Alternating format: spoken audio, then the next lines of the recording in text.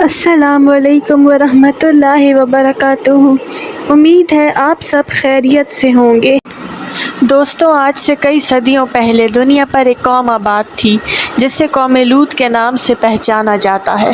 اس video میں ہم حضرت لوط اور قوم لوط پر نازل ہونے والے عذاب کا ذکر کریں گے۔ حضرت لوط علیہ السلام کا ذکر قرآن پاک میں 40 مرتبہ آیا ہے۔ حضرت لوط علیہ السلام کے والد کا نام آرام تھا، جو آزر کے بیٹے اور حضرت ابراہیم علیہ السلام کے سگے بھائی تھے، یعنی حضرت لوط علیہ السلام حضرت ابراہیم علیہ السلام کے بھتیجے تھے۔ حضرت ابراہیم علیہ السلام پر سب سے پہلے ایمان لانے والوں میں حضرت لوط علیہ السلام بھی شامل تھے، نیز آپ اہل سدوم کی رہنمائی کے لیے نبی مقرر کیے گئے۔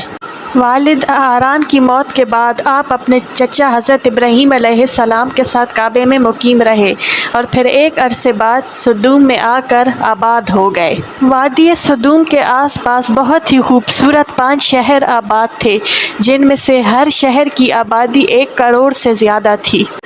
یہ سارے علاقے نہایت سرسبز و شاداب اور قدرت کی فیاضی کا حسین شاہکار تھے۔ کیا باغات کی کثرت اور کیا لہلہاتے کھیت، سب یہاں کے باسیوں کی ضروریات سے بے تحاشا زیادہ تھے، اور یہی وجہ تھی کہ عرب اور دوسری وادیوں کے باسی بھی اپنی معاشی اور اقتصادی ضروریات کے لیے اسی وادی سدوم کا رخ کیا کرتے تھے۔ لیکن یہ بات اہل سدوم کو سخت ناگوار گزرتی تھی۔ وہ یہ سمجھتے تھے کہ اس زمین کے پھل، اناج اور سبزی پر صرف ہمارا حق ہے اور دوسری علاقے والے اسے لینے نہ آئیں، لیکن وہ انہیں منع کرنے سے اور اس بات سے روکنے سے بھی ڈرتے تھے۔ جب کوئی قوم اللہ کی دی ہوئی نعمتوں کی ناشکری کرے اور کفران نعمت کرے، ساتھ میں غرور و تکبر اور آداب بد کا شکار ہو جائے، تب اس قوم کے ذہن و دل پر ابلیس یا شیطان مردود حاوی ہو جاتا ہے۔ ایک دن سدوم کے لوگ دوسرے علاقے سے آئے ہوئے لوگوں کو روکنے کی کوشش کر رہے تھے کہ ابلیس ایک بوڑھے بزرگ کے روپ میں آیا۔ ابلیس نے جب کہا کہ اگر تم ان سے پیچھا چھڑانا چاہتے ہو تو میں تم لوگوں کو ایک طریقہ بتاؤں گا، تو سب لوگوں نے پوچھنے پر بہت اصرار کیا۔ اس نے کہا ٹھیک ہے، میں کل بتاؤں گا۔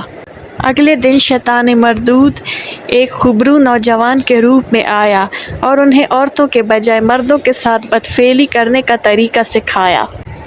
بنی آدم میں اس سے پہلے ایسے سنگین گناہ کا خیال کسی کو بھی نہیں آیا تھا۔ قوم لوط ہی وہ ملعون لوگ تھے جو عورت کے بجائے مردوں سے اپنی خواہش پوری کیا کرتے تھے۔ یہ وہ وقت تھا جب اللہ تعالیٰ نے لوط علیہ السلام کو نبی بنا کر اس قوم کی اصلاح کے لیے بھیجا۔ لوط علیہ السلام نے انہیں اس بیہودہ عمل سے منع فرمایا اور توحید کی دعوت دی۔ قرآن میں فرمان الہی ہے، اور لوط کو یاد کرو جب انہوں نے اپنی قوم سے کہا تم بے حیائی کے کام کیوں کرتے ہو؟ کیا تم عورتوں کو چھوڑ کر مردوں کی طرف لذت حاصل کرنے کے لیے مائل ہوتے ہو؟ حقیقت تو یہ ہے کہ تم بہت احمق ہو۔ حضرت لوط علیہ السلام اپنی قوم کے لیے بڑے بافکر رہا کرتے تھے اور دن رات انہیں نصیحت و تاکید کیا کرتے تھے، لیکن قوم ٹس سے مس نہ ہوئی، بلکہ وہ مزید ڈھٹائی اور ہٹ دھرمی کے ساتھ کھلم کھلا یہ کام کرنے لگی۔ ساتھ ہی ساتھ وہ حضرت لوط علیہ السلام کے ساتھ سخت رویہ رکھتے اور ان کی باتوں کا مذاق اڑاتے۔ ارشاد باری تعالیٰ ہے کہ قوم لوط نے بھی پیغمبر کو جھٹلایا جب ان سے ان کے بھائی لوط نے کہا کہ تم اللہ سے کیوں نہیں ڈرتے؟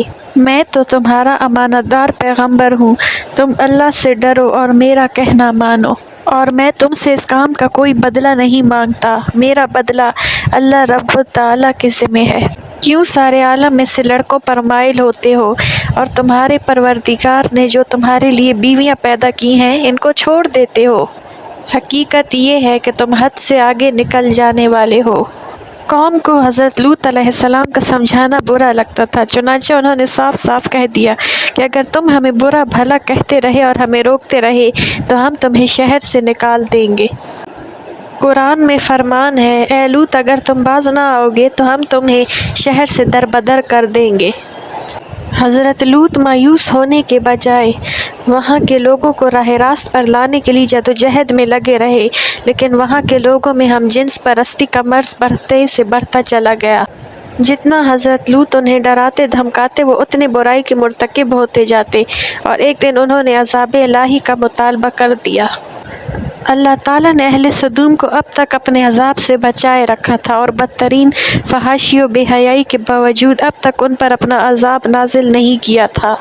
لیکن قوم نے خود ہی عذاب کی فرمائش کر دی اور بولے، اے لوط، جس عذاب سے تو ہمیں ڈراتا ہے وہ عذاب لے آ۔ حضرت لوط کو بھی یقین ہو گیا کہ قوم کے دلوں پر اللہ تعالیٰ نے مہر لگا دی ہے اور اب وہ راہ راست پر آنے والے نہیں۔